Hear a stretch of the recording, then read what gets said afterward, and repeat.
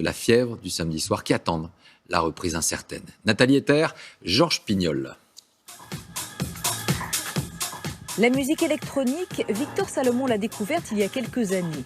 Depuis, c'est une passion et un métier, DJ. Mais il y a 2 mois, le Covid-19 est arrivé et avec lui, la fermeture de son lieu de travail. C'est clair que ça a plongé toute une sphère dans une grosse précarité du jour au lendemain. Par exemple, moi, j'ai dû perdre 70%, 80% de ce que je gagne d'habitude sur ces 2 derniers mois. Le club, qui employait Victor, est fermé jusqu'à nouvel ordre. Reste pour son patron la promesse, hypothétique, de ne pas oublier le personnel à la réouverture.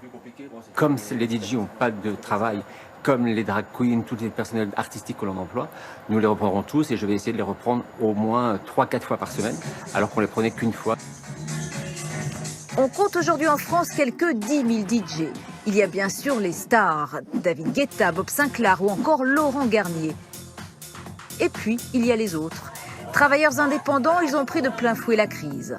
Pour Jean-Michel Jarre, précurseur de la musique électro, il faut absolument les aider. Il faut d'urgence créer un statut pour ces artistes. Il faut en plus qu'on essaie de réfléchir à sans doute aussi une nouvelle manière de concevoir les lieux de rassemblement dans les mois qui viennent. Comment arriver à faire vivre justement tout ce secteur créatif de la musique. Happy Hour FG, votre nouveau rendez-vous quotidien tous les jours de 19h. Cette réflexion dans cette radio musicale, on l'a faite dès le début du confinement. Inviter chaque soir un DJ qui depuis son home studio mixe en direct et en vidéo. Pour les artistes, il s'agit de maintenir un lien avec leur public et cela en toute sécurité sanitaire. Les DJ se filment avec leur iPhone ou avec des webcams. Ça a créé une vraie interaction. Ça a permis de montrer aussi la diversité et la richesse de cette scène musicale et aussi sa dimension universelle, quelles que soient les situations. En attendant une aide spécifique de l'État, la radio vient de créer un fonds de soutien.